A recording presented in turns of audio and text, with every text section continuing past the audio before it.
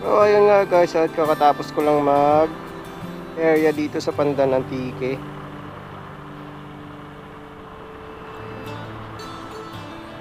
So bali pabalik na tayo ngayon guys ng Nabas Aklan. At di pala tayo dun guys dadaan sa dinaanan natin papunta, which is dun sa main highway ano.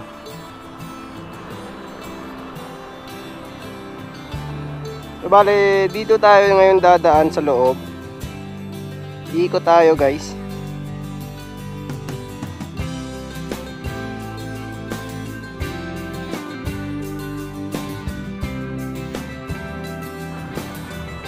Actually guys, mas malapit yung biyahe natin kung sa highway tayo dadaan. Pero papakita ko kasi sa inyo guys yung shortcut na dinadaanan ko pag mga bandang Libertad yung biyahe ko ano. Maganda dun guys kasi madadaanan natin dun yung mga sikat na cold spring dito sa Pandan Antique.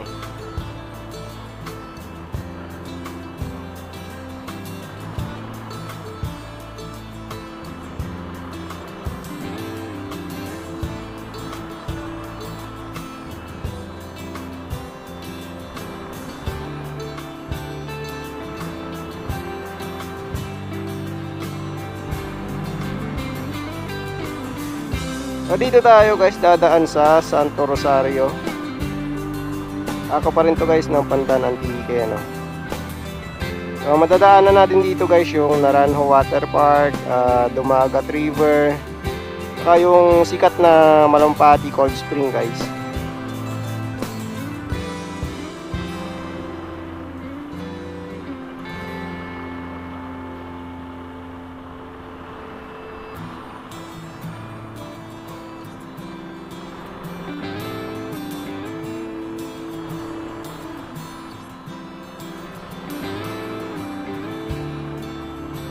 Ayan guys, so yung Dumagat River. Pero dediretso tayo guys, di naman tayo maliligo. Meron silang ATV dyan guys. Nakalimutan ko lang kung per hour ba o per ikot yung rate nila. Basta medyo malawak din yung ano, yung pag-iikutan nyo dyan. At ayan naman guys, yung papuntang Malumpati Cold Spring. Pero syempre liliko tayo dito kasi hindi naman tayo maliligo.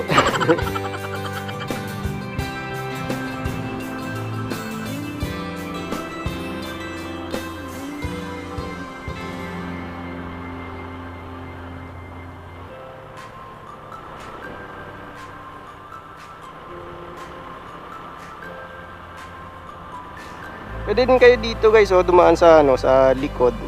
Pero syempre, didiretso ulit tayo kasi hindi naman tayo maliligo.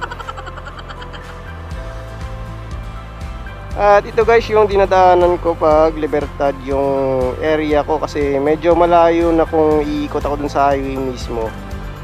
Saka maganda kasi dito guys, close to nature.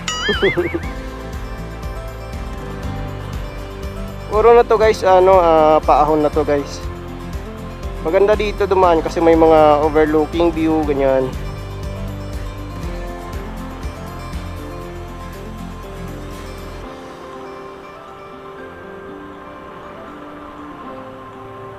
Tapos dito na guys yung pinaka highest peak dito.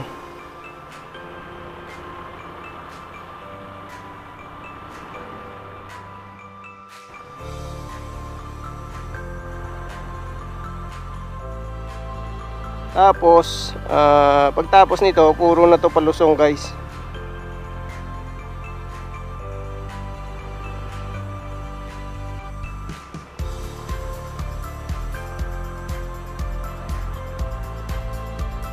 Yan guys, so may bagong tayo sila dito, yung sa boundary mismo. Yung welcome to gateway to Malumpati Cold Spring ganun. Gateway to Malumpati guys.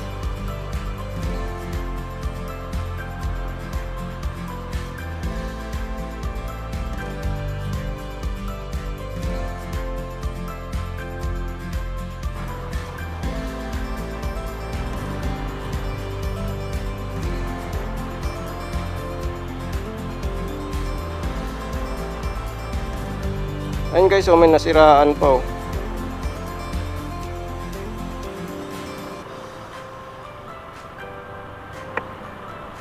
Dito na yung tagos natin ito guys, Barangay Candare, Pandan, Antique. Boundary na to guys ng Antique tsaka Aklan.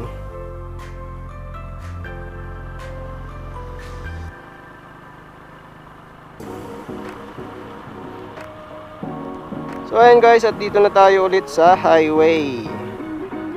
So dito ko na din siguro tapusin tong video natin guys.